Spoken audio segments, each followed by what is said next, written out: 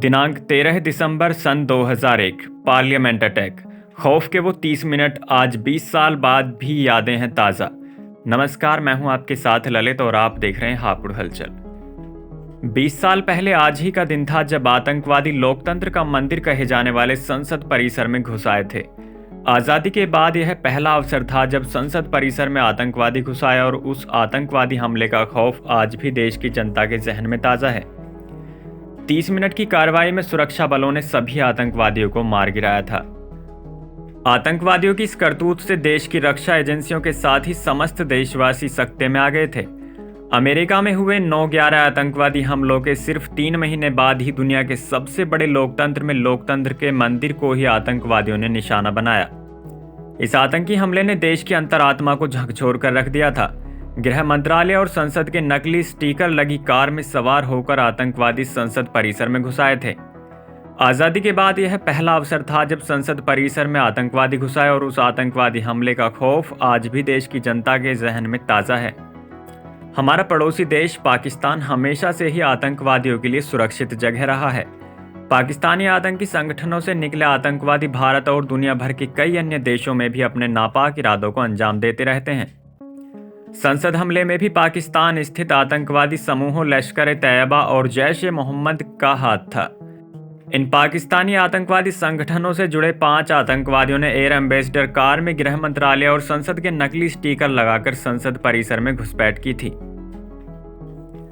संसद की सुरक्षा व्यवस्था हालांकि उस समय भी काफी मजबूत थी, लेकिन इस आतंकवादी घटना के बाद संसद की सुरक्षा को काफी बढ़ा दिया गया था और फिर किसी आतंकी संगठन की यहां हमला करने या घुसपैठ की हिम्मत नहीं हुई। 13 दिसंबर 2001 को AK-47 rifle, grenade launcher, pistol और हथगोले लेकर आतंकवादियों ने संसद परिसर के चारों ओर तैनात सुरक्षा घेरे को तोड़ दिया था। जैसे ही आतंकवादी कार को अंदर ले गए, स्टाफ सदस्यों में से एक कांस्टेबल कमलेश कुमार यादव को उनकी हरकत पर शक हुआ। कमलेश पहली सुरक्षा अधिकारी थी जो आतंकवादियों की कार के पास पहुंची और कुछ संदिग्ध महसूस होने पर वह गेट नंबर 1 को सील करने के लिए अपनी पोस्ट पर वापस चली गईं, जहां वह तैनात थीं। आतंकवादियों ने अपने कवर को प्रभावी ढंग से उड़ाते हुए कमलेश पर 11 गोलियां चलाई। आतंकवादियों के बीच एक आत्मघाती हमलावर भी था जिसकी योजना को कमलेश ने विफल कर दिया था, लेकिन कमलेश की मौके पर ही मौत हो गई। कमलेश को मारने के बाद आतंकी अंधाधुंध फायरिंग करते हुए आगे बढ़ गए। आतंकी कार्रवाई लगभग 30 मिनट तक चली, जिसमें कुल 9 लोग मारे गए और अन्य 18 लोग घायल हो गए। उसी बीच सुरक्षा बलों ने सभी 5 आतंकवादियों को पार्लियामेंट बिल्डिंग के अंदर ही ढेर कर दिया था। राष्ट्रीय राजधानी में आतंकवाद, संगठित अपराध और अन्य गंभीर अपराधों के मामलों को रोकने, पता लगाने और जांच करने के लिए सन 1986 में स्थापित दिल्ली पुलिस की आतंकवाद रोधी इकाई स्पेशल सेल ने जांच का जिम्मा संभाला था। 20 साल पुराने आतंकी हमले की यादों को याद करते हुए तत्कालीन पुलिस उपायुक्त अशोक चंद ने समाचार एजेंसी को बताया कि जब नरसंहार हुआ उस समय वह स्पेशल सेल के कार्यालय में थे। चंद ने कहा कि जैसे ही हमें सूचना मिली मैं अपनी टीम के साथ संसद पहुंचा। उन्होंने कहा कि जब वह मौके पर पहुंचे उस समय भी हमला जारी था। उन्होंने बताया कि स्थिति सामान्य नहीं हुई थी। उस समय तक स्पेशल सेल की अन्य टीमें भी वहां पहुंच गई थी और अगले कुछ ही मिनटों में केंद्रीय रिजर्व पुलिस बल यानी CRPF के जवानों ने सभी आतंकियों को ढेर कर दिया था। गौरतलब है कि हमले के समय संसद में तैनात CRPF की बटालियन जम्मू कश्मीर से हाल ही में लौटी थी। घटनाक्रम की जानकारी रखने वाले एक अन्य अधिकारी ने कहा कि वे ऐसी अप्रत्याशित घटनाओं के लिए तैयार थे और जानते थे कि कैसे प्रतिक्रिया देनी है। हालांकि सुरक्षा बलों ने अत्यधिक बहादुरी दिखाते हुए स्थिति को जल्द नियंत्रित कर लिया। संसद के वॉच एंड वार्ड स्टाफ ने भी कई लोगों की जान बचाने में महत्वपूर्ण भूमिका निभाई। एक अधिकारी ने कहा कि हमला शुरू होने के तुरंत बाद वॉच एंड वार्ड के कर्मचारियों ने संसद भवन के सभी दरवाजे बंद कर दिए थे।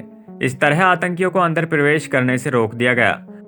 अप्रैल 2009 में वॉच एंड वार्ड का नाम बदलकर पार्लियामेंट सिक्योरिटी सर्विस कर दिया गया था। अशोक चंद ने कहा कि हमले के तुरंत बाद जांच शुरू कर दी गई। दिल्ली पुलिस की स्पेशल सेल ने महज 72 घंटों में इस मामले का पर्दाफाश किया और इस सिलसिले में 4 लोगों मोहम्मद अफजल गुरु, शौकत हुसैन, अफसल गुरु और SAR गिलानी को गिरफ्तार किया, जिसमें से 2 को बाद में बरी कर दिया गया, जबकि अफजल गुरु को फरवरी 2013 में दिल्ली की तिहाड़ जेल में फांसी दी गई। शौकत हुसैन ने जेल में अपनी सजा काटी। हमले की 20वीं बरसी की पूर्व संध्या पर दिल्ली पुलिस ने कल यानी रविवार को राष्ट्रीय राजधानी में सुरक्षा व्यवस्था कड़ी कर दी थी। सिर्फ 3 महीने पहले सितंबर में स्पेशल सेल ने पाकिस्तान स्थित एक प्रमुख आतंकी मॉड्यूल का भंडाफोड़ किया और 8 लोगों को गिरफ्तार किया। ये लोग त्योहारों के मौसम में देश में आतंकी हमले करने की साजिश रच रहे थे। हापुड़ और आसपास की तमाम अहम खबरों के लिए आप जुड़े रहिए हमारे साथ। हम हैं हापुड़ शहर का नंबर 1 न्यूज़ चैनल हापुड़ हलचल। नमस्कार।